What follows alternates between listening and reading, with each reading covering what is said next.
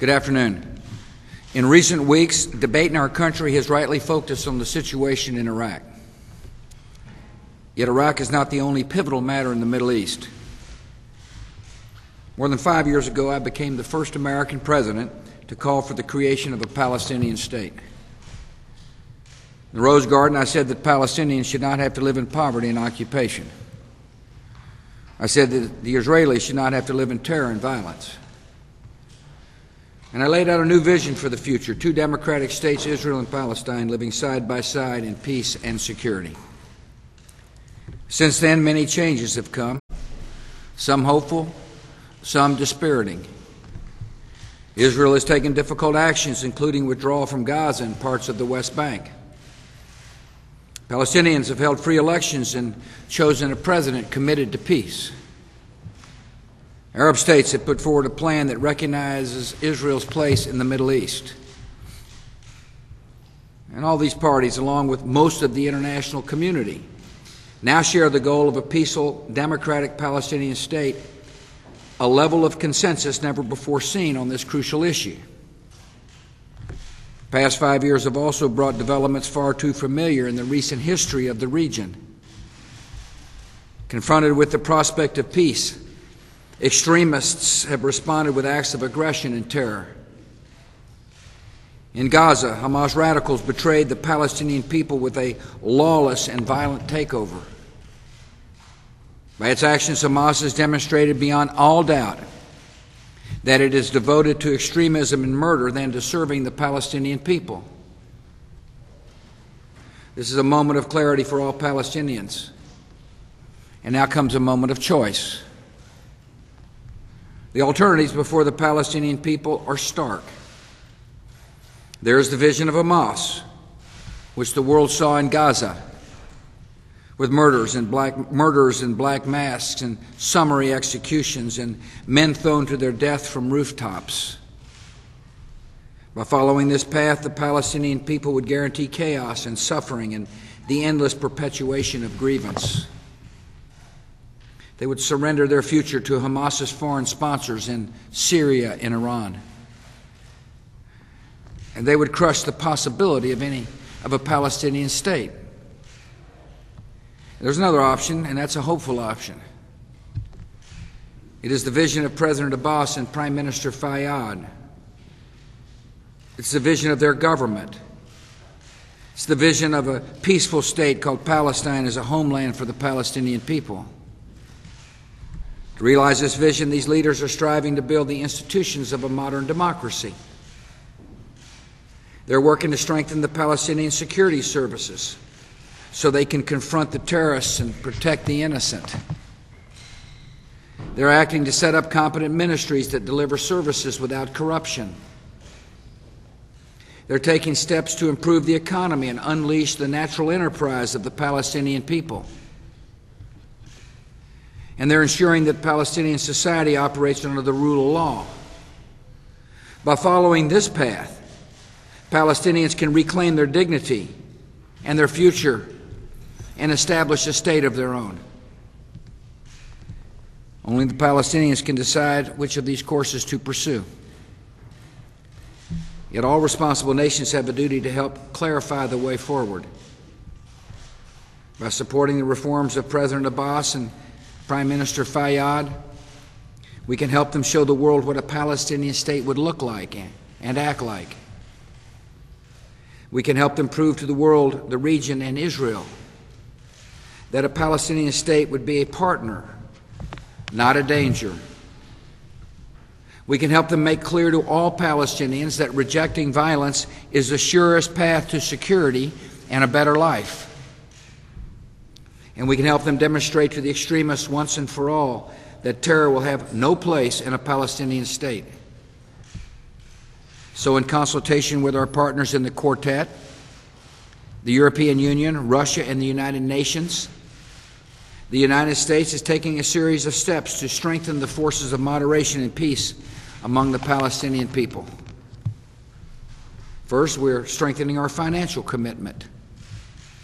Immediately after President Abbas expelled Hamas from the Palestinian government, the United States lifted financial restrictions on the Palestinian Authority that we had imposed. This year, we will provide the Palestinians with more than $190 million in American assistance, including funds for humanitarian relief in Gaza. To build on this support, I recently authorized the Overseas Private Investment Corporation to join in a program that will help generate $228 million in lending to Palestinian businesses. Today, I announce our intention to make a direct contribution of $80 million to help Palestinians reform their security services, a vital effort they're undertaking with the guidance of American General Keith Dayton. We will work with Congress and partners around the world to provide additional resources once a plan to build Palestinian institutions is in place. With all this assistance, we are showing the Palestinian people that a commitment to peace leads to the generous support of the United States. Second, we're strengthening our political and diplomatic commitment. Again today, President Abbas and Prime Minister Olmert sat down together to discuss priorities and resolve issues.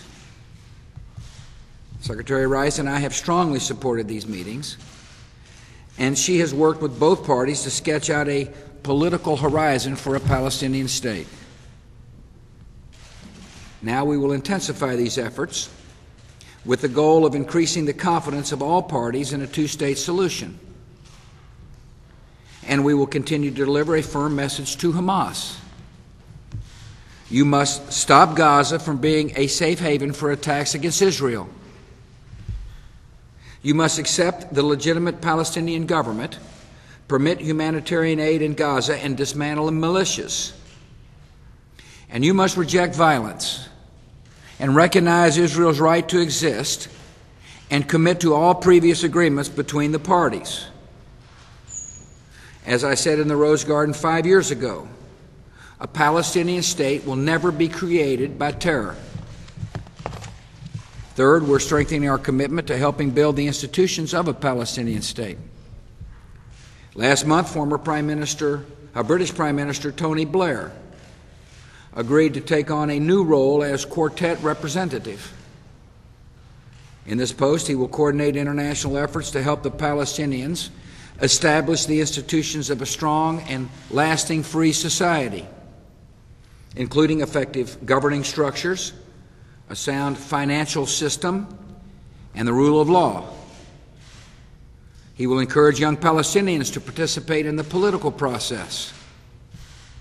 And America will strongly support his work to help Palestinian leaders answer their people's desire to live in peace. All the steps I've outlined are designed to lay the foundation for a successful Palestinian state in the West Bank and Gaza, a nation with functioning political institutions and capable security forces and leaders who reject terror and violence. With the proper foundation, we can soon begin serious negotiations toward the creation of a Palestinian state. These negotiations must resolve difficult questions and uphold clear principles. They must ensure that Israel is secure. They must guarantee that a Palestinian state is viable and contiguous. And they must lead to a territorial settlement with mutually agreed borders reflecting previous lines and current realities and mutually agreed adjustments. America is prepared to lead discussions to address these issues, but they must be resolved by Palestinians and Israelis themselves. Resolving these issues would help show Palestinians a clear way forward, and ultimately could lead to a final peace in the Middle East, a permanent end to the conflict, and an agreement on all issues, including refugees and Jerusalem. To make this prospect a reality, the Palestinian people must decide that they want a future of decency and hope, not a future of terror and death. They must match their words denouncing terror with action to combat terror.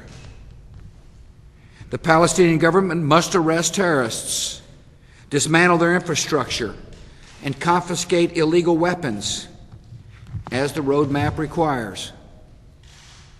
They must work to stop attacks on Israel and to free the Israeli soldier held hostage by extremists. And they must enforce the law without corruption so they can earn the trust of their people and of the world. Taking these steps will enable the Palestinians to have a state of their own. And there's only one way to end the conflict, and nothing less is acceptable. Israel has a clear path. Prime Minister Olmert must continue to release Palestinian tax revenues to the government of Prime Minister Fayyad. Prime Minister Olmert has also made clear that Israel's future lies in developing areas like the Negev and Galilee, not in continuing occupation of the West Bank. This is a reality that Prime Minister Sharon recognized as well. So unauthorized outposts should be removed and settlement expansion ended. At the same time, Israelis should find other practical ways to reduce their footprint without reducing their security, so they can help President Abbas improve economic and humanitarian conditions. They should be confident that the United States will never abandon its commitment to the security of Israel as a Jewish state and homeland for the Jewish people. The international community must rise to the moment and provide decisive support to responsible Palestinian leaders working for peace.